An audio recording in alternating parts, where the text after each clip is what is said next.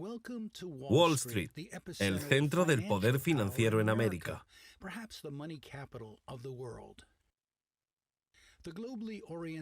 Las empresas globales con sede aquí tienen una enorme influencia en las políticas de este país.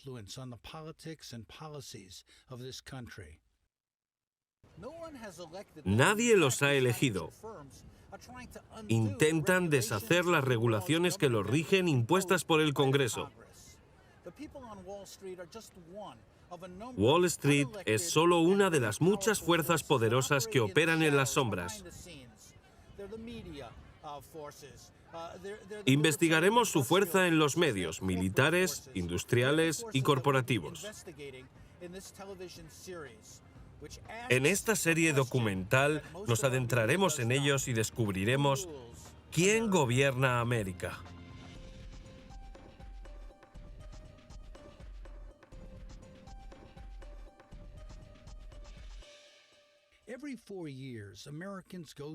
Cada 4 años los estadounidenses eligen a un presidente.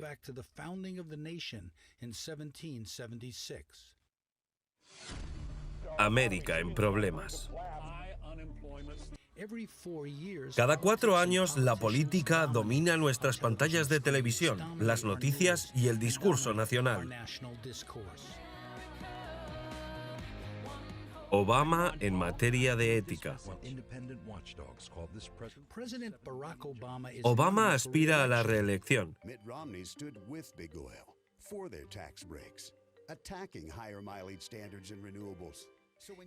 Está en guerra con los republicanos.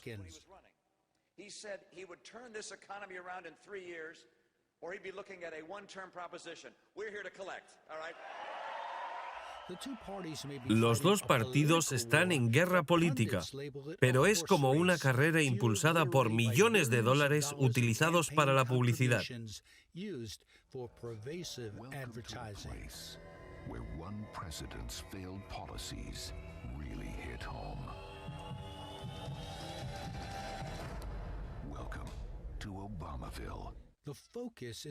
La atención se centra en los personajes políticos. Se paga a los comentaristas para que nos digan quién está en cabeza. No se habla de los problemas. Todos saben que las campañas están dirigidas por estrategas, profesionales y expertos.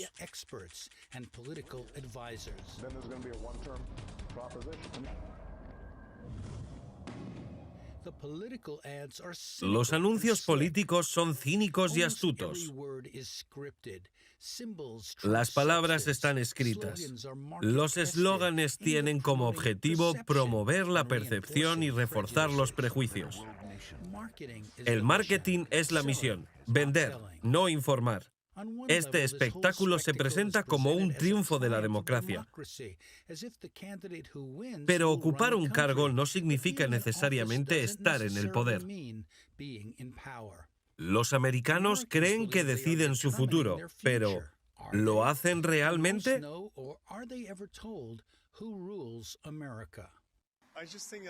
En realidad no puedes verlos. ¿Te refieres a quien gobierna en América? Sí, están detrás de la pantalla. ¿Son invisibles? Para el público en general. ¿Y la gente sabe lo que está pasando? Sí y no. ¿Hasta qué punto sí y hasta qué punto no? A medias. ¿Quién gobierna América? El historiador americano ganador del premio Pulitzer, Eric Foner, afirma que esto plantea muchas preguntas sobre el poder que trabaja en las sombras. ¿Quién gobierna América? No hay un solo grupo.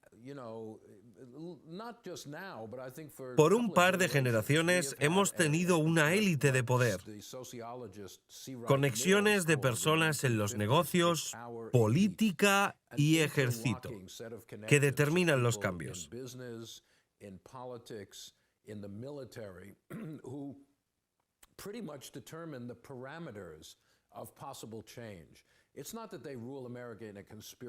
No es algo conspirativo. Hay funcionarios elegidos, pero sus acciones están limitadas por el gobierno permanente. Los presidentes van y vienen, pero esa clase dirigente, un complejo militar financiero, realmente determina los límites.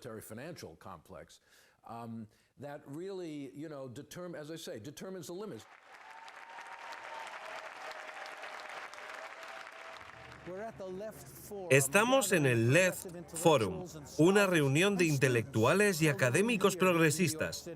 Los ponentes no están de acuerdo en todo, pero sí en que Estados Unidos no es la democracia que dice ser.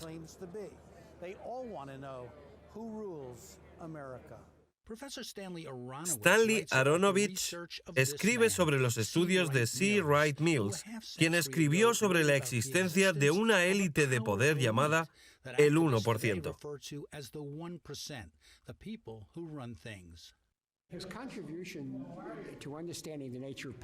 Trata de identificar tres ámbitos institucionales que realmente forman la élite del poder. Es insensible al pueblo y a la democracia. Dice que esos tres grupos son las instituciones corporativas, los militares y los directores políticos de alto nivel.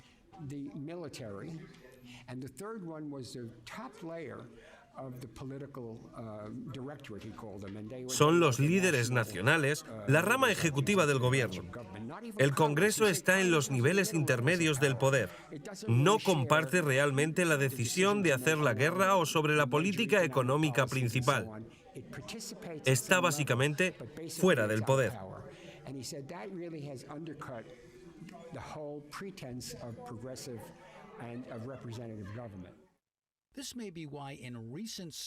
Quizá por ello, solo hasta el 9% de los americanos de ambos partidos creen que el Congreso es representativo y capaz de resolver problemas.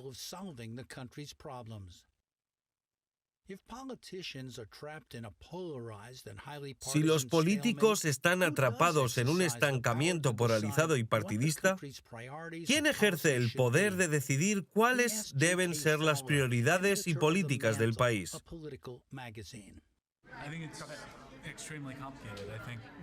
Muchas de las cosas que están sucediendo en Estados Unidos ahora mismo están dirigidas por el dinero y los intereses económicos.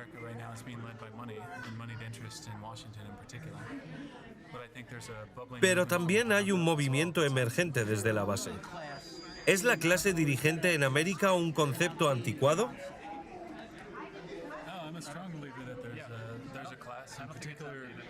Hay una clase, pero no están escondidos. Es más estructural. Hay ciertos clubes a los que van, ciertas calles en las que viven, se relacionan entre sí. Se lo preguntamos a Erin Crowell, una joven madre de clase trabajadora de una pequeña ciudad que tiene 2 empleos mientras sigue estudiando. ¿Quién gobierna América?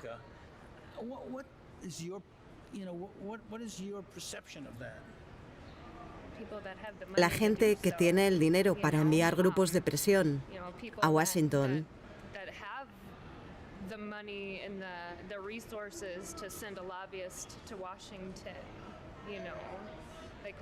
Nadie de mi ciudad puede permitirse hacerlo.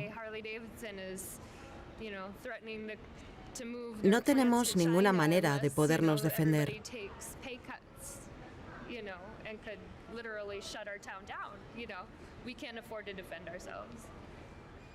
¿Sientes que tienes poder en nuestro país? ¿Que tienes la capacidad de conseguir tu sueño?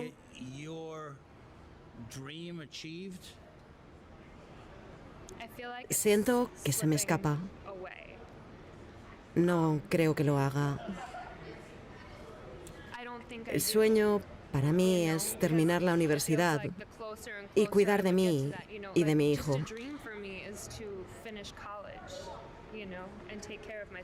Pero sé que a mucha gente en mi situación ni siquiera es capaz de conseguir por lo menos eso.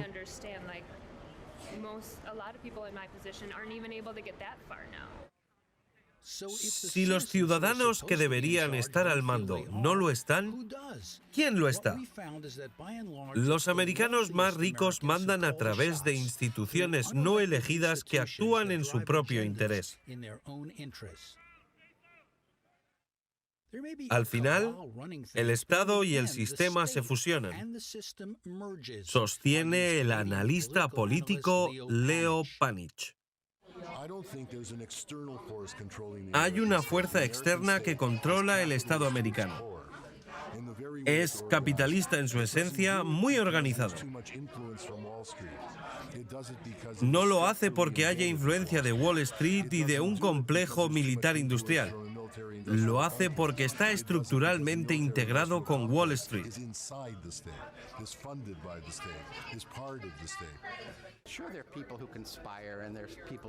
Hay gente que conspira, seguro, pero el capitalismo no es una conspiración. Sabemos quiénes son esos ricos, sabemos cómo recaudan ese dinero de nosotros.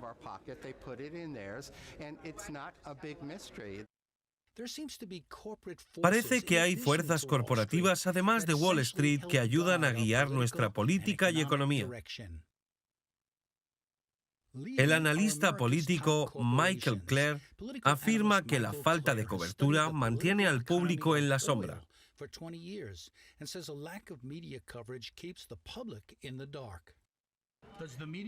¿Los medios lo cubren? En general no. Los medios necesitan el dinero que el lobby del petróleo y el gas les paga por los anuncios. Dependen de los ingresos publicitarios, por lo que no dicen mucho. ¿Existen realmente leyes que regulen lo que hacen? Hay leyes, pero han sido escritas por sus grupos de presión para favorecerles. Así que en su mayoría están a su favor, no a favor de los americanos. ¿Hay un asunto en el que el interés de la industria petrolera o energética esté en conflicto con los intereses de los americanos? La industria petrolera ha presionado para que se realicen perforaciones en las aguas profundas del Golfo de México y en la costa de Alaska. Reciben beneficios fiscales por ello y pudieron hacerlo sin ningún tipo de supervisión. De ahí el desastre de Deepwater Horizon.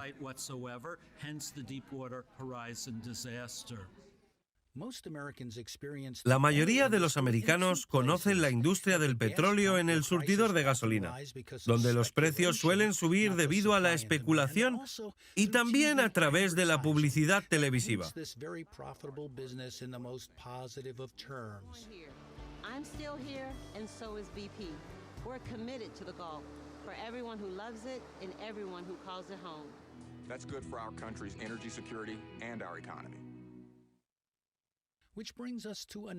Y aquí aparecen las empresas de medios de comunicación.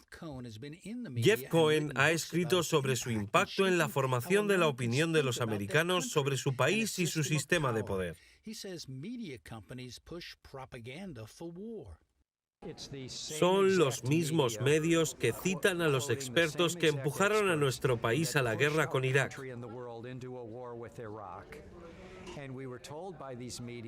Se disculparon por ello y prometieron ser más cuidadosos la próxima vez.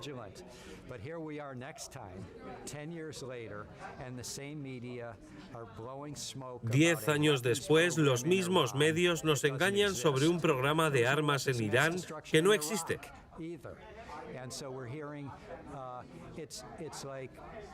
Es como si cuando empieza una guerra no te dejaran publicar opiniones contrarias.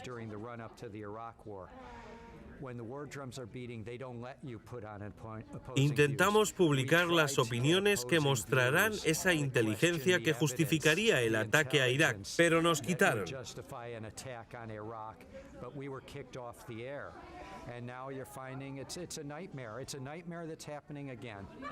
Y la mayoría de las personas que trabajan en los principales medios de comunicación no lo creen. Creen que pueden cubrir los temas libremente, y que la red es mucho más diversa de lo que se dice desde fuera.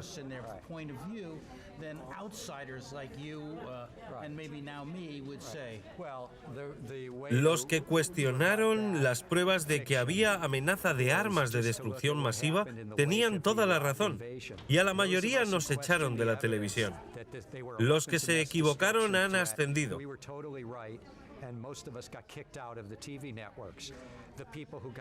Ciertamente no se ha demostrado en los últimos 10 años cuando los periodistas que tenían razón han sido castigados, sancionados o expulsados de los medios de comunicación. Y los periodistas que se equivocaron tienen hoy más poder del que tenían.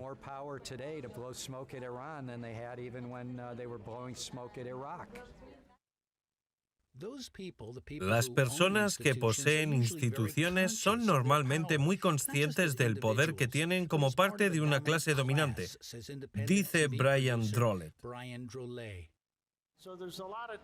Se habla mucho de si debemos votar a los demócratas o a los republicanos.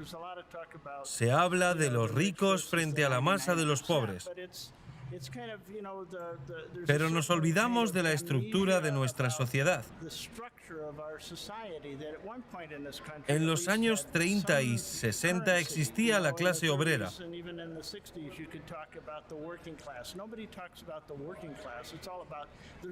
Ahora se trata de la clase media y del 1%, como si no hubiera pobres.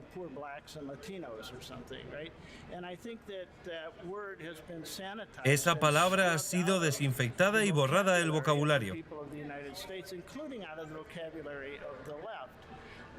Incluso del vocabulario de la izquierda. La palabra clase ha perdido su poder.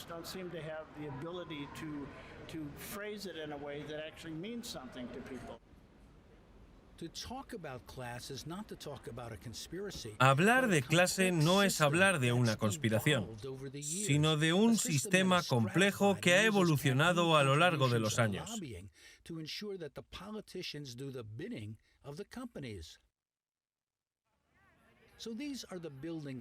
Estos son los pilares del análisis que exploraremos en esta serie. Es sencillo pero difícil de entender para muchos americanos por qué muchos de nosotros queremos creer los mitos que aprendemos en la escuela y que nos hacen sentir superiores a otros países. Se trata del excepcionalismo americano.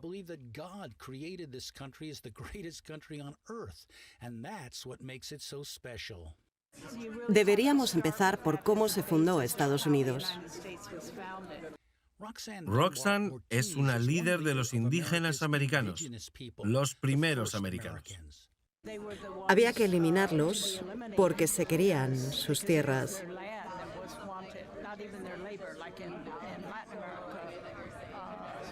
En América Latina, los indígenas fueron convertidos en campesinos.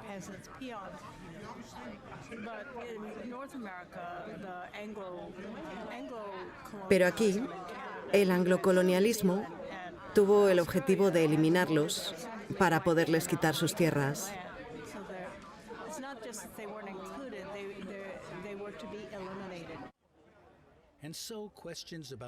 Así que las preguntas sobre los custodios del poder real conducen de nuevo a los debates sobre cómo rehacer el poder y cuestionar su distribución. Estas son las cuestiones que el movimiento Occupy Wall Street plantea al desafiar al poder institucional para revivir la democracia. David DeGrow explica los orígenes de Occupy. Todo se movía en esta dirección. Hubo protestas en toda Europa. Era solo cuestión de tiempo que llegara a América.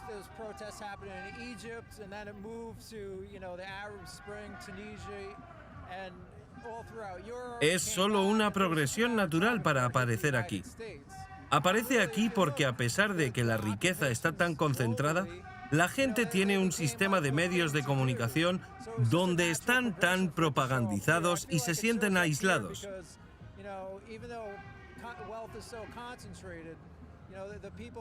Occupy ayuda a la gente a salir, a concienciarse. Hemos cambiado el discurso nacional.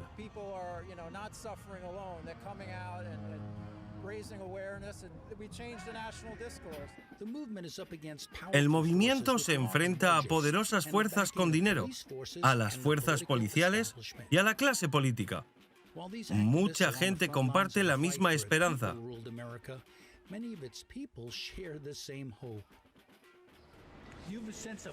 ¿Es importante tu clase en este país, como la clase alta? Soy camarera en un buen restaurante y tengo claro mi papel.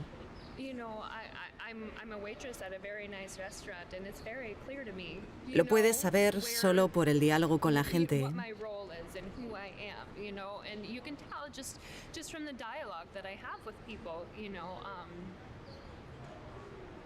Hablé con un gerente de una gran empresa.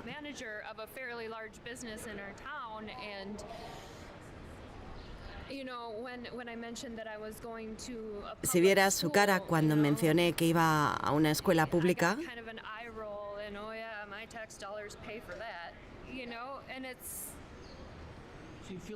Hay mucho resentimiento contra los trabajadores, como si no merecieran lo que reciben. claro, veamos los recientes ataques contra los empleados del sector público y contra los profesores. La gente piensa que si ellos no reciben esos beneficios, los demás tampoco los merecen. Quizá deberíamos trabajar todos para conseguir las ventajas para todos.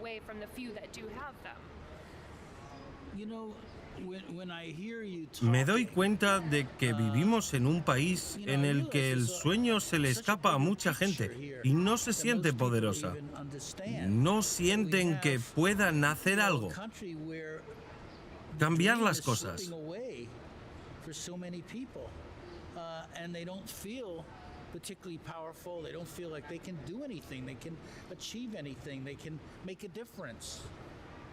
El sueño es despertarse mañana y poder pagar el alquiler y tener un techo sobre mi cabeza. Trabajaré para conseguir mi sueño mañana.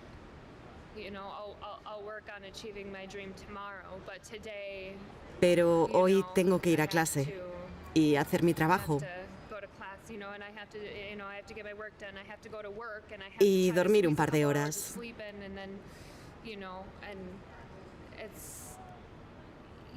Aquí, en esta conferencia, hay brillantes teóricos, analistas y expertos.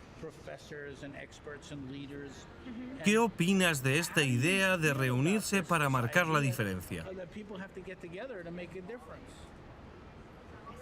Es fantástico poder estar aquí con ellos, porque quiero aprender.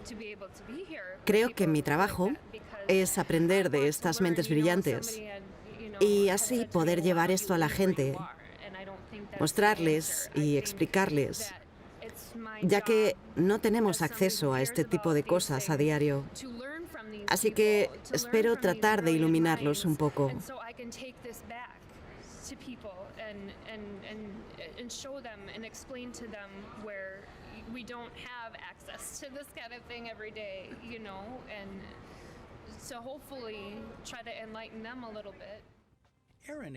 Erin expresa las esperanzas de muchos americanos que quieren remodelar la naturaleza del poder.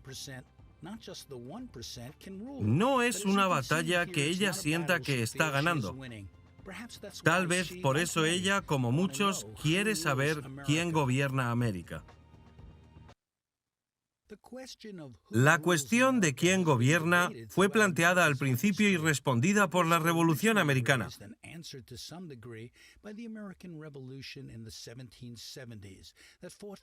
que luchó por la independencia de los británicos, para que los americanos pudieran gobernarse a sí mismos.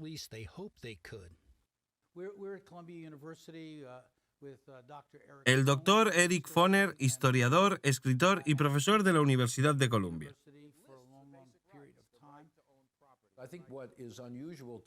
Hoy, el grado de desigualdad es inusual. Nunca antes los ricos se habían quedado con una parte tan grande de los ingresos nacionales. La brecha es mayor que nunca. Además, Occupy Wall Street no es un movimiento de agricultores o de obreros. No tiene la misma base. La gente tiene que aprender la historia. Eso es parte de nuestro trabajo. No hay nada antiamericano en plantear la cuestión de la plutocracia económica o injusticia. La gente de Occupy es heredera de una larga tradición en este país.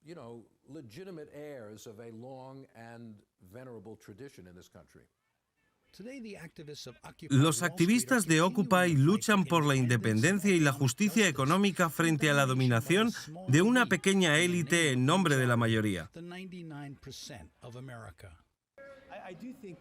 El 1% contra el 99% es brillante.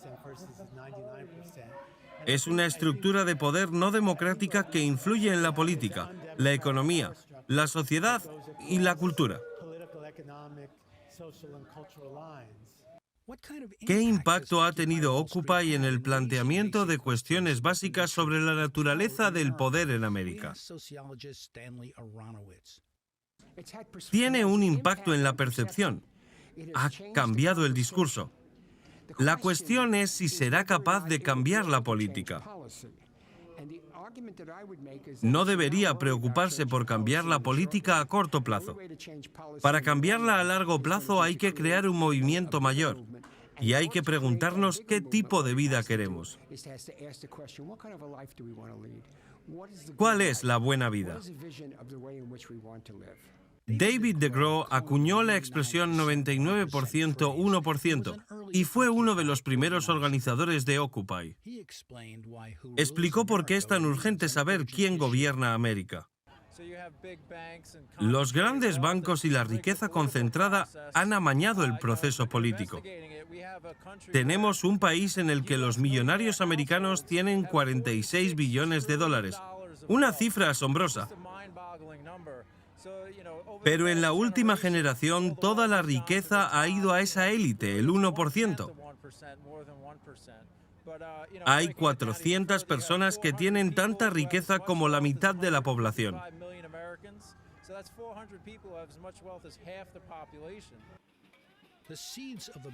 Muchos de los occupiers creen que esa nueva revolución americana no es tan nueva, sino que tiene sus raíces en el conflicto que existe en América entre los que poseen los recursos y los que quieren la igualdad.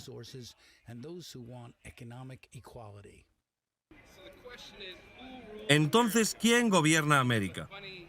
Es una pregunta curiosa porque se habla de poder. América es un negocio, como la tierra robada, la propiedad. El capitalismo consiste en hacer dinero. Muchas revoluciones empiezan en la cima. La gente que comenzó la lucha contra Gran Bretaña eran comerciantes en Boston y Nueva York, propietarios de plantaciones en Virginia. La mayoría de los fundadores en Virginia tenían esclavos, pero tuvieron que apoyar al pueblo. Y entonces la gente empezó a exigir. Los esclavos comenzaron a exigir la libertad. Las mujeres empezaron a exigir mayor igualdad.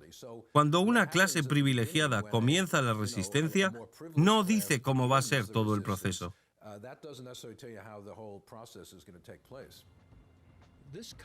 Este conflicto entre el 1% y el 99% resuena en el corazón del levantamiento anticolonial de Estados Unidos, en las calles de Boston, lugar de conmemoración de una masacre por parte de los británicos y de una lucha por la libertad.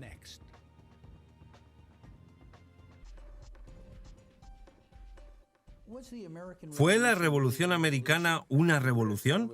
Los ingleses pensaron que sí, no fue como la Revolución Francesa, pero derrocó todo un sistema de gobierno.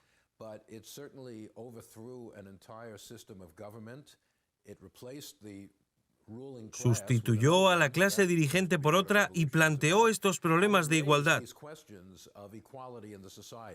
No solo la igualdad en términos de 1 y 99%, sino el papel de la esclavitud y las mujeres. Desató una lucha entre todos los grupos que continuó mucho después de la revolución.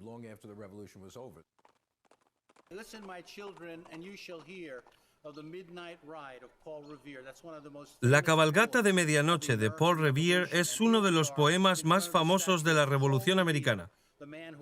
Estamos aquí, frente a la estatua de Revere, el hombre que alertó a todo Massachusetts de la llegada de las tropas británicas. ¿Qué tipo de revolución fue? ¿Qué ocurrió en Boston? ¿Qué hemos aprendido? Miles de turistas y estudiantes visitan cada día estos monumentos, pero la mayoría desconoce lo que realmente ocurrió y repite los mitos.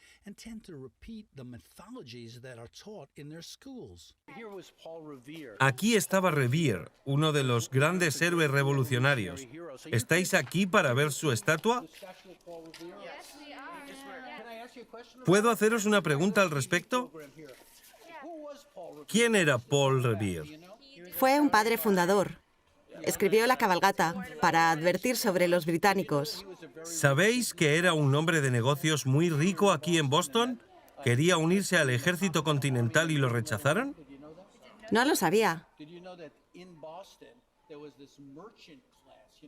¿Sabíais que aquí estaba una clase mercantil, el 1%, que gobernaba en muchos aspectos y la gente no tenía derecho a decir nada porque entonces había esclavos, siervos?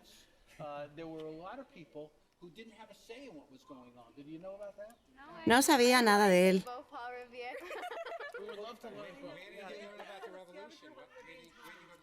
No presto atención en la clase de historia. Mi hermano Bill ha enseñado historia a los estudiantes durante muchos años y ha seguido varios debates sobre nuestra historia. ¿Fue un levantamiento popular o fue dirigido por las élites aquí en Boston? Las dos cosas. El pueblo odiaba a los británicos y participó en revueltas y boicots.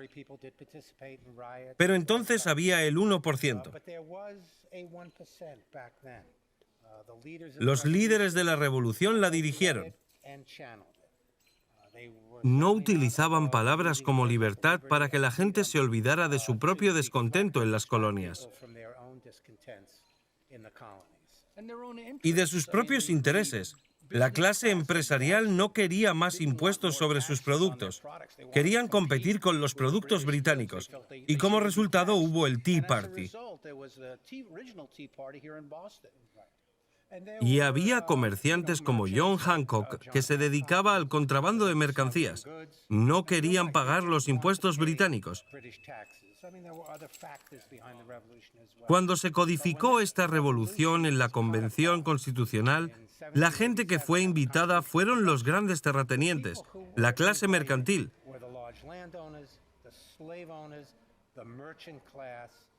Nada de mujeres, indios u obreros. En realidad hubo esclavos inspirados por la revolución que intentaron conseguir su libertad. Algunos lo hicieron.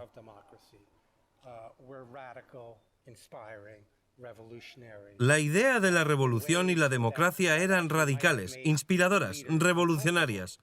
Puede que incomodara a los líderes, ya que algunos de ellos tenían esclavos, no querían que esto se hiciera viral.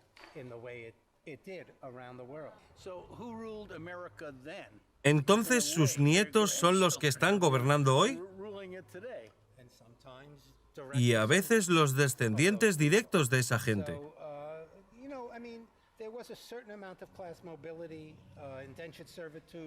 Hubo una cierta movilidad de clases, pero la gente que lideró la revolución no quería una revolución social.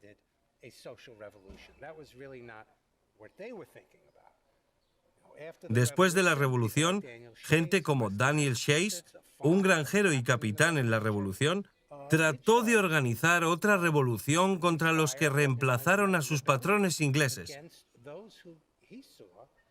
los líderes coloniales.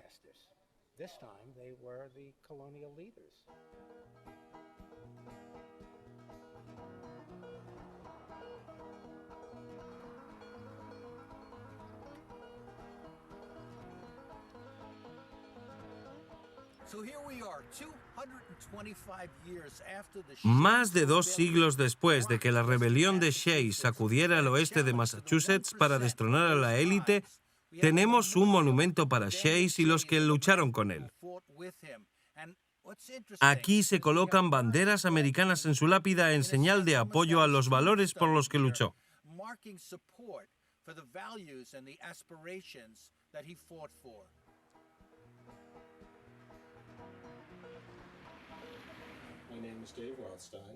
Soy Dave Rothstein. Estamos en la taberna Stagecoach en Sheffield, Massachusetts.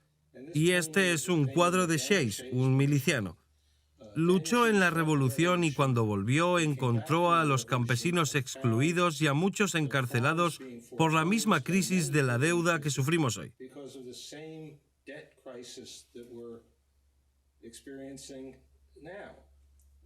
Hay muchas similitudes, pero esencialmente la promesa de la Revolución era anular la deuda externa. Con todo, los agricultores descubrieron que la deuda era aún mayor y los bancos eran aún más severos. Hoy en día la rebelión de Shays está olvidada, pero vive en YouTube. Shays now unsheathed his sword and ordered the fife and drum players to strike up a tune. The men began marching in cadence. La ironía, dice Eric Foner, es que Shays no era más que un líder de masas. De hecho, los opositores la llamaron Rebelión de Shays. Así que olvidemos a Shays como persona y pensemos en él como movimiento popular, los granjeros, los obreros que salieron a la calle. Pero no instalaron un gobierno que se supone que representa al pueblo. Mientras tanto, son los banqueros, terratenientes y comerciantes los que se benefician de todo. Fue el primer movimiento Occupy Wall Street. Presentaron una solicitud de reparación al gobierno en Boston y este la ignoró. Y todavía tenían sus armas. Fueron a estos sitios de la corte y pusieron piquetes. Y tuvieron cierto éxito hasta que se formaron milicias privadas para reprimirlo.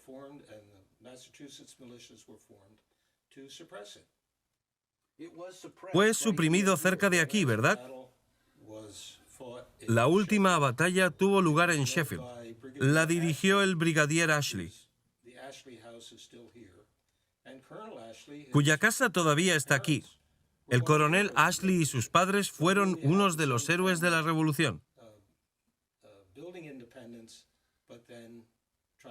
Si muchos americanos blancos se sintieron decepcionados por los logros de la Revolución, ¿qué pasa con los negros y los nativos americanos? En 1730, cuando se incorporó Sheffield, había 30 familias negras en Sheffield. La mitad eran esclavos y la otra mitad libres.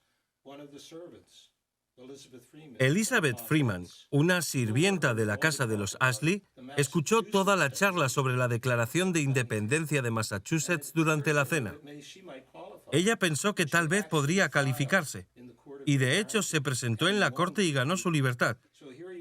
Así que la corte estaba dando la libertad por un lado y suprimiendo la libertad por el otro. Años después, una pequeña comunidad negra se convirtió en el hogar de un joven que se haría el líder de la lucha por los derechos civiles y por la igualdad racial. En el centro de Great Barrington hay un mural que conmemora sus contribuciones políticas e intelectuales. Incluye citas de Barack Obama y Martin Luther King. Hablamos del Dr. William Edward Burgard Du Bois.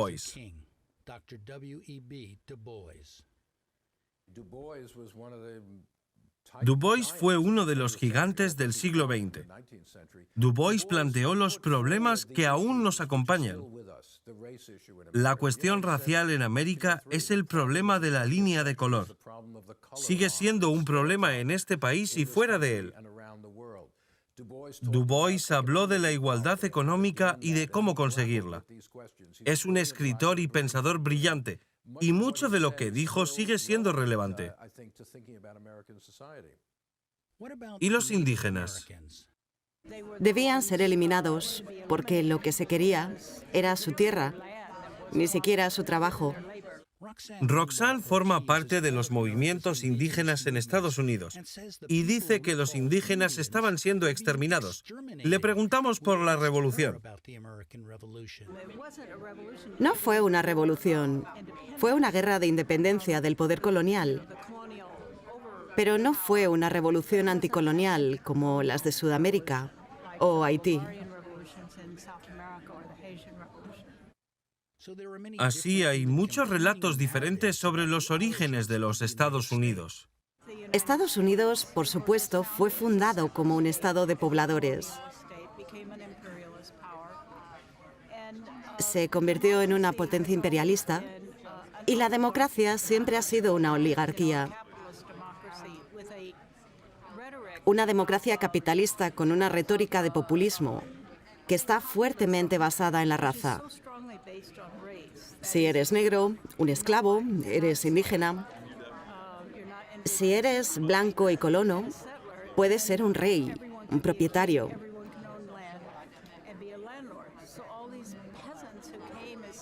Así que el sueño de todos estos campesinos que vinieron como colonos es poseer una tierra. Es una democracia muy ilusionista.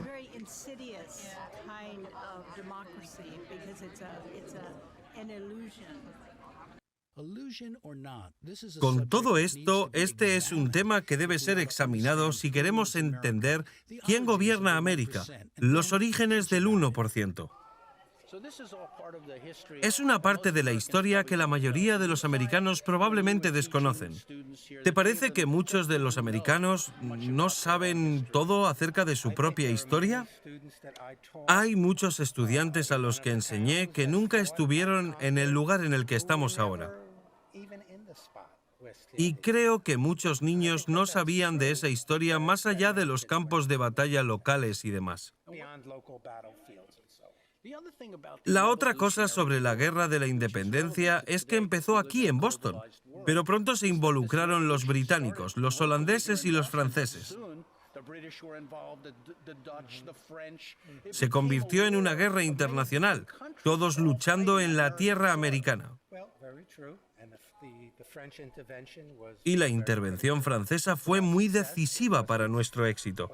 Hubo otras personas involucradas, pero creo que la idea en sí misma ha jugado un papel revolucionario en la historia. Pero la idea no creó una profunda revolución social en América. Y hasta el día de hoy la gente se distrae con palabras como libertad y justicia de la misma manera.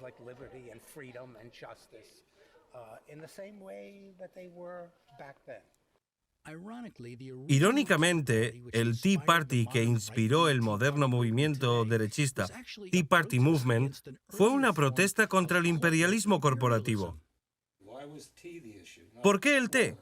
Porque la Compañía de las Indias Orientales había quebrado en China y la corona británica lo rescató. Así no perderían sus activos. Pero luego se dieron cuenta de que podían vender el té de la compañía. Así que decidieron comercializar el té y por eso surgió el tema de los impuestos. Y aquí se produce un fracaso financiero mundial.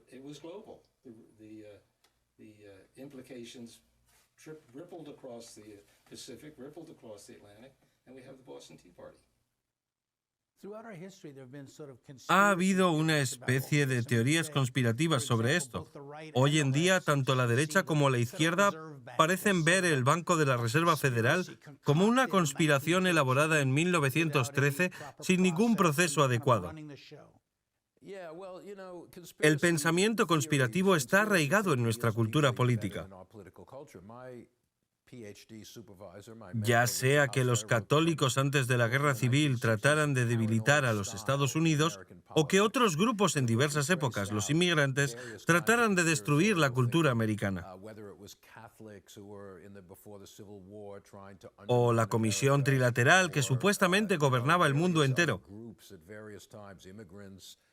Ahora la Reserva Federal. Si solo aboliéramos el Banco de la Reserva Federal, todo volvería a una utopía del pasado.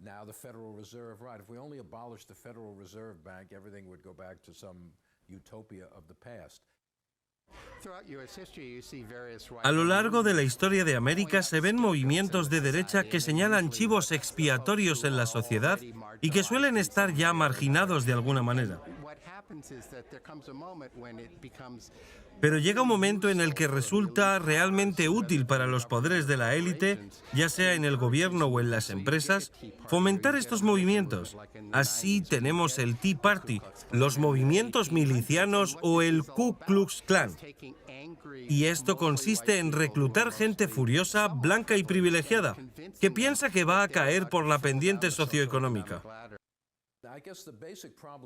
El problema básico de las teorías conspirativas es que ningún grupo puede determinar completamente lo que sucede. Incluso personas con gran poder lanzan cosas y luego pierden el control. Todo se vuelve imprevisible. Al mirar atrás en la historia se pueden ver todas esas fuerzas, pero hoy, de alguna manera, en las noticias nunca las vemos. Vemos a los políticos soltando retórica y discursos diversos, pero no sabemos realmente a qué intereses sirven. Por eso necesitamos investigar. Hay que entender quién gobierna Estados Unidos porque la gente cree que gobierna ella misma. Y la mayoría de la gente no sabe el papel que juegan las corporaciones. La forma en la que los políticos están vinculados a los intereses corporativos.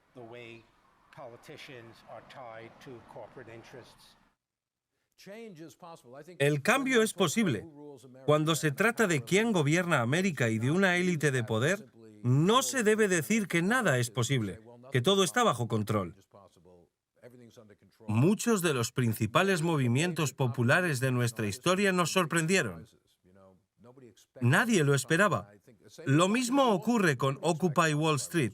Nadie esperaba que Occupy Wall Street surgiera de la nada.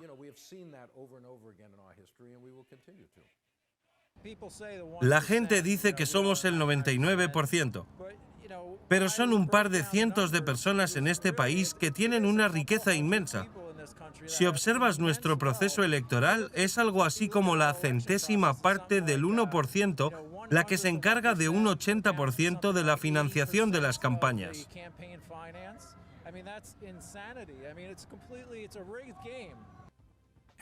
Y ahora, la nueva generación lucha por transformar un país grande y complejo con muchos centros de poder. Pero son pocos los que marcan la diferencia. Una élite hizo la Revolución Americana y una élite sigue gobernando.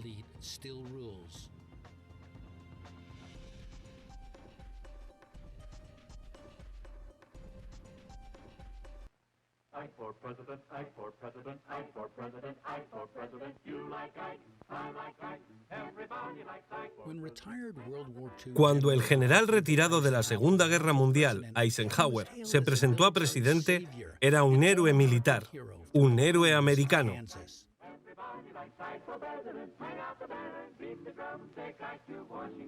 Now is the time for all good Americans to come to the aid of their country. Vote for Eisenhower. Nadie esperaba que detectara y se opusiera a la aparición de un nuevo poder, el complejo militar industrial.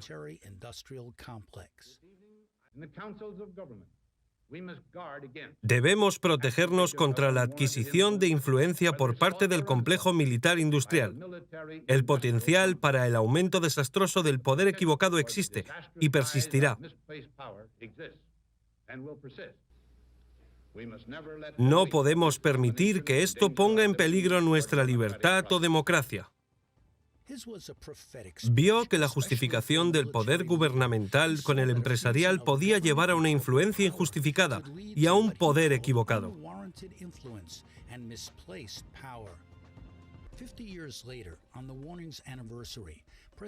La nieta de Eisenhower, Susan, documentó cómo había crecido el complejo militar industrial. En menos de 10 años, nuestros gastos militares y de seguridad han aumentado un 119%. El nuevo libro sobre el complejo militar industrial de William Hartung explica ese poder. Me contó cómo funciona. Los contratistas militares, el Pentágono, cobran sus intereses a costa de los contribuyentes de la seguridad nacional.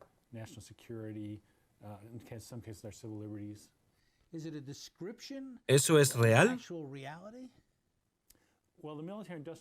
Este complejo es más real ahora que entonces. Algunas empresas están construyendo bombas de racimo y submarinos.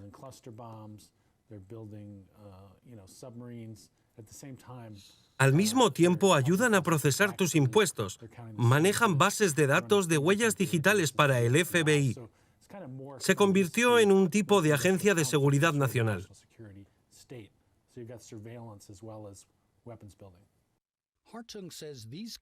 Estas empresas dictan nuestra política exterior.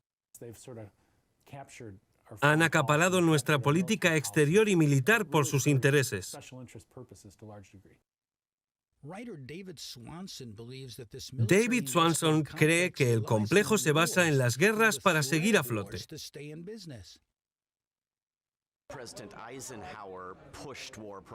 Eisenhower impuso la propaganda bélica durante toda su carrera, pero tenía razón. Es probable que no se imaginara lo enorme que sería el problema del complejo.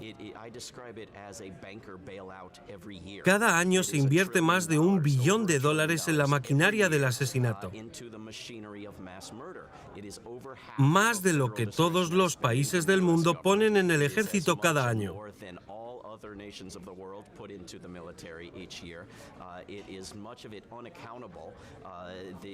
El Pentágono pierde más dinero que el presupuesto de otros departamentos del gobierno.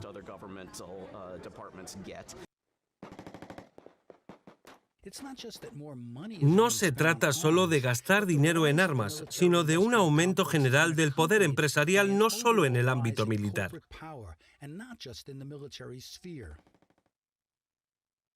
Los contratistas militares tienen ahora una influencia excesiva, dice Sheila Krumholz, del Centro de Política Receptiva. Hay una enorme cantidad de dinero procedente de los contratistas de defensa. Las mayores multinacionales de tamaño colosal. Su principal fuente de ingresos son las telecomunicaciones o el transporte, pero tienen enormes contratos con el ejército. Ha habido varias leyes destinadas a hacer más transparente esa conexión y tratar de cubrirse.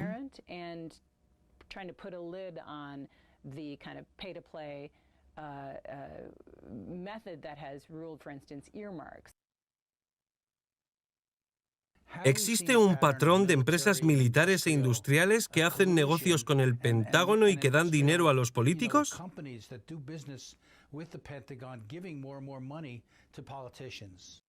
Muchos contratistas de defensa hacían contribuciones para presionar y ganaban contratos. Ha habido muchas investigaciones sobre cómo el dinero va fácilmente a los contratistas de defensa.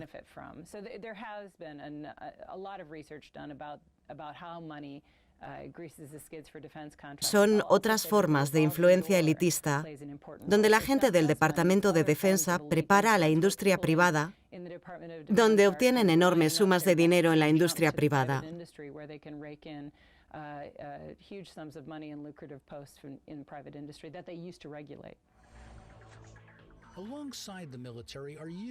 Hay enormes agencias de inteligencia con enormes presupuestos para espiar, realizar operaciones encubiertas, recopilar datos personales y ocultar poderosos intereses.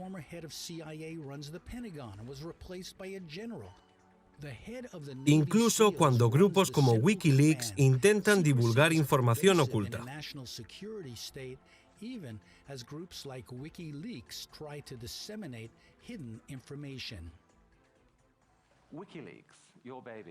Wikileaks ha revelado más documentos clasificados que el resto de los medios de prensa juntos.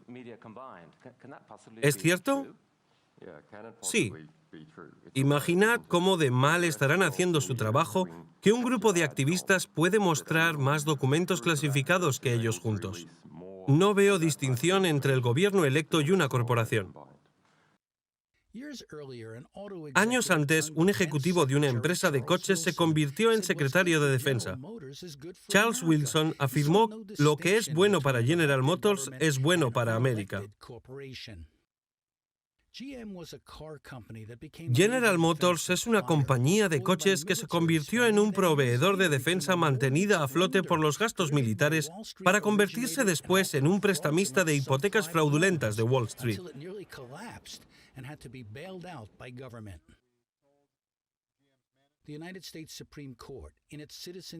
El Tribunal Supremo ha decidido que las empresas como General Motors tienen los mismos derechos que los ciudadanos de a pie y pueden presionar al Congreso y financiar campañas políticas para promover sus programas.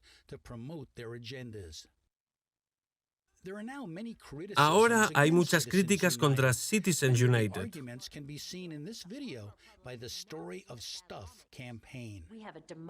La democracia está en crisis. La mayoría de los americanos creen que las corporaciones tienen demasiado poder y la gente demasiado poco.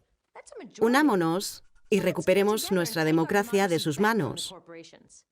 Es el primer paso para hacer un progreso real en todos los temas que más nos importan. También hay una contracampaña contra el control empresarial de dos donantes políticos multimillonarios,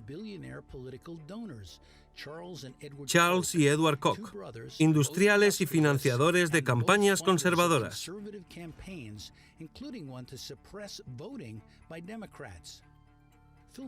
El cineasta Greenwald lo ha distribuido a nivel nacional. Los hermanos Koch tratan de mostrar a la gente de color de lo que son capaces. Estamos sufriendo un golpe de Estado. Vivimos en un Estado corporativo. Edge es un autor superventas y un exreportero del New York Times. Las grandes corporaciones supranacionales gobiernan América.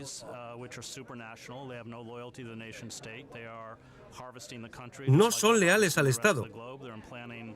Están cosechando el país y el mundo. Están implantando un neofeudalismo global donde los trabajadores han de ser competitivos.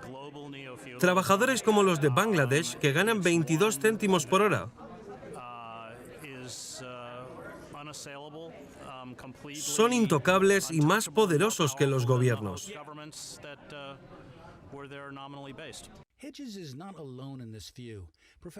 El profesor Michael Clare se especializa en el estudio de la industria del petróleo y el gas. La industria del petróleo o del carbón, gas natural y uranio es el lobby más poderoso de América.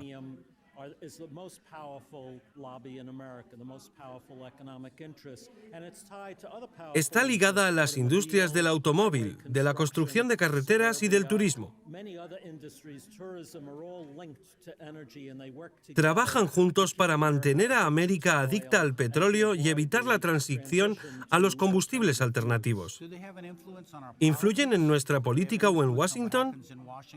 Son los mayores contribuyentes de las campañas electorales, sobre todo al Partido Republicano.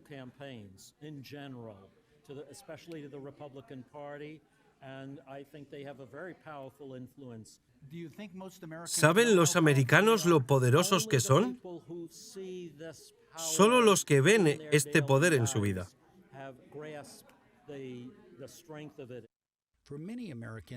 Para muchos, el complejo militar industrial es solo una fuente de empleos. De hecho, los contratistas militares obtienen fondos al prometer empleos.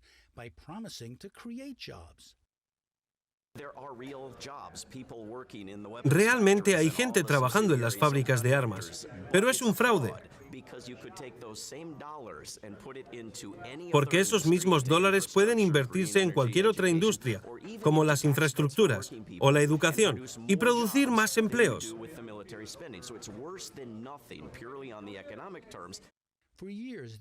Durante años ha habido protestas contra las guerras de América, pero la mayoría se han dirigido a los políticos, no a las empresas que se benefician de la fabricación de armas.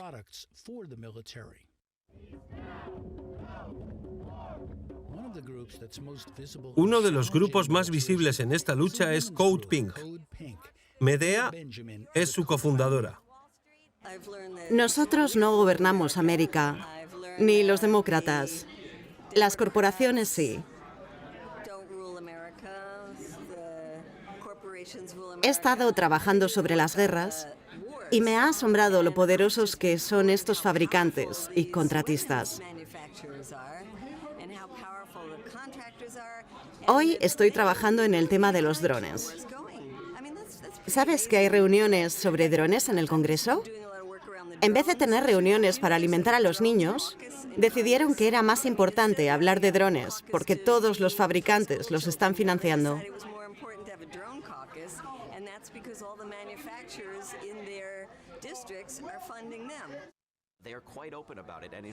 Somos muy abiertos al respecto y más de 50 miembros del Congreso han creado un grupo para los drones, donde promueven el uso y la venta de estos abiertamente.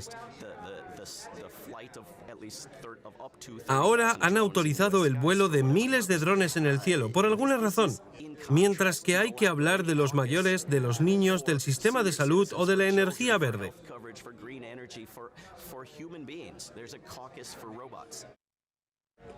Eisenhower tenía mucha razón cuando dijo que nos roban el dinero. Y es cada vez peor. Y ves a estos títeres en el Congreso, pero sabes que ellos no gobiernan América. Las corporaciones obviamente lo hacen. Y en cuanto a guerra y paz, esas corporaciones nos han engañado durante la última década, y más. Si no hacemos algo al respecto, seguirán haciéndolo durante la próxima década.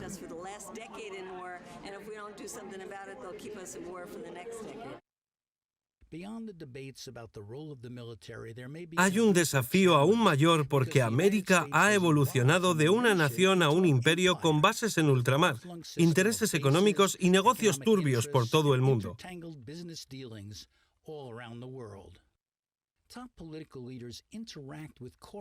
Los líderes políticos más importantes interactúan con los empresariales en reuniones de élites como la Conferencia de Bilderberg o del Fondo Monetario Internacional.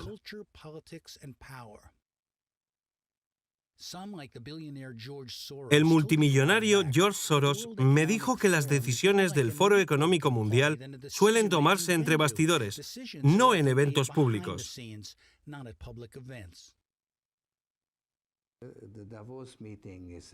La reunión de Davos es un enorme cóctel en el que se discuten muchas cosas. Puedes conocer a mucha gente con la que quieres reunirte en un periodo limitado.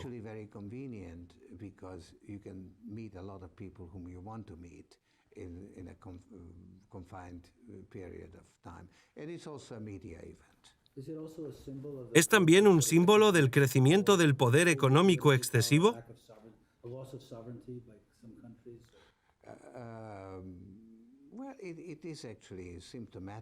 Es un signo de la época, porque los presidentes y primeros ministros cortejan a los financieros e industriales.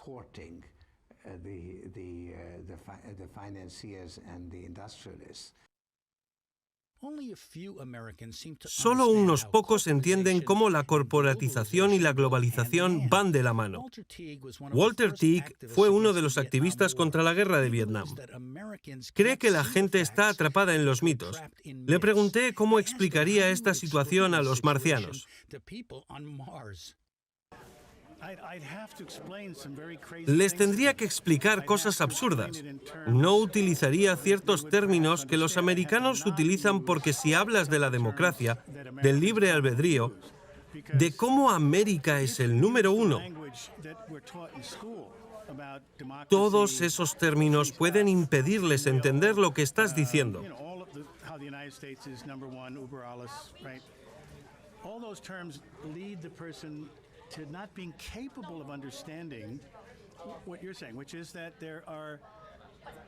Hace mucho tiempo que el 1% toma realmente la mayoría de las decisiones, pero son tan listos como para tomarlas de manera que la mayoría de los americanos no se den cuenta de que están siendo gobernados.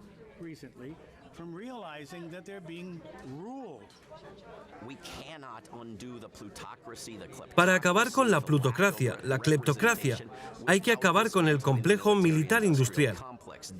El 1% se preocupa solo porque devolvamos lo que les debemos a los banqueros hasta el último centavo. Lo pedimos prestado de China, lo devolvemos con intereses de índices bajísimos. Wall Street se hunde, hemos creado una economía de guerra. Si la gente tuviera una idea de cómo funcionan estas empresas y sus aliados en el Congreso, asustándonos para que gastemos en armas que no necesitamos, entonces podrían empezar a hacer algo al respecto. Pero no hay ningún plan. Les diría a los marcianos que les va a costar mucho entender por qué los americanos no ven cómo se les está arruinando. Solo verían si las cosas se pusieran mal o fueran personales.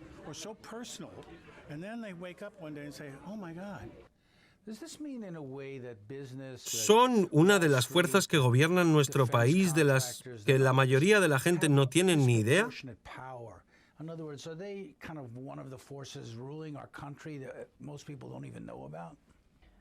El dinero tiene una gran influencia,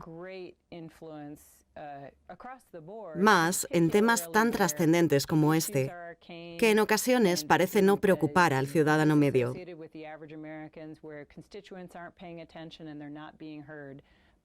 Mientras que no presten atención, no verán lo que hacen en Washington.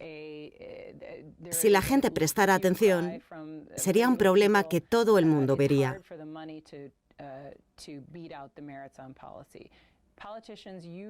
Es difícil ganar al dinero con buenas acciones. Los políticos no dudarán en poner el dinero por encima de la moral.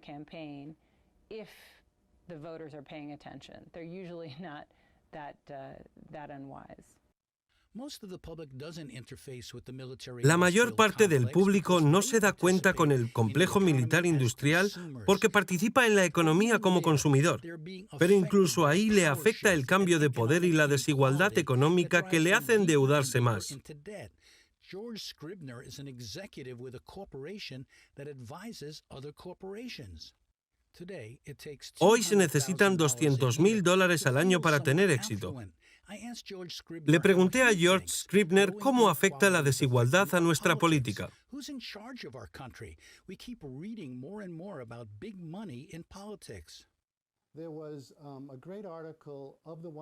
Había un artículo del 1%, creo que en Vanity Fair.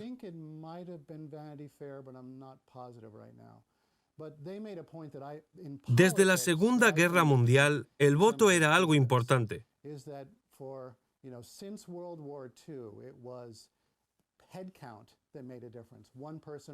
Comparaban el voto de cada persona con $1. Cualquiera que quisiera $1 votaría al que le pagara. Ahora esto no es posible, ya que el dinero está en manos de unos pocos, los políticos y comerciantes.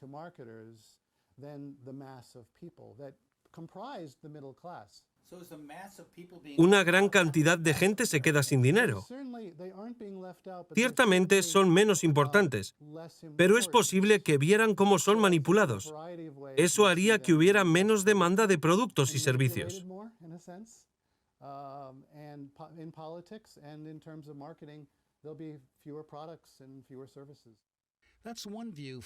Esa es una visión desde dentro del mundo empresarial.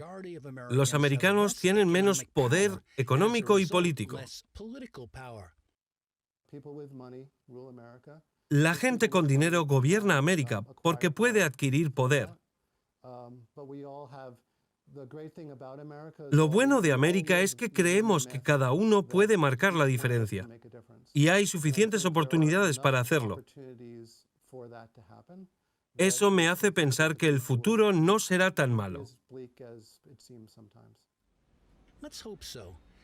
La mayoría de los americanos creen que su futuro es prometedor, pero dadas las tendencias que hemos explorado sobre quién está en el poder, hay dudas, sobre todo por la amenaza de nuevas guerras.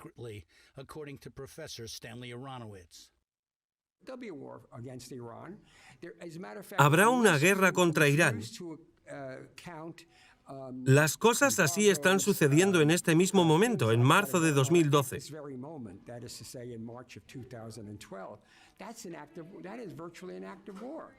Estamos diciendo a los iraníes, o aceptáis nuestras demandas de no desarrollar armas nucleares, o si no, seguiremos prohibiendo vuestros productos.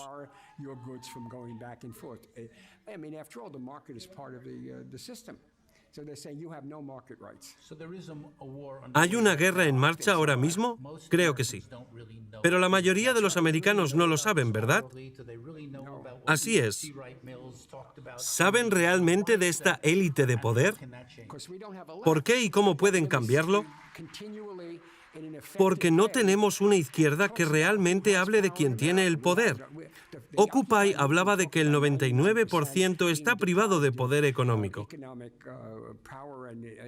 Pero no es ni de lejos el análisis que se puede difundir en la sociedad.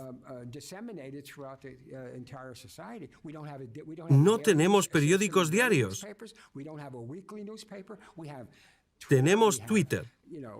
Tenemos medios sociales a los que tenemos acceso, pero no sustituyen al análisis sistemático. Así que los americanos siguen en tinieblas. El Foro de Izquierdas y otros han tratado de cambiar eso.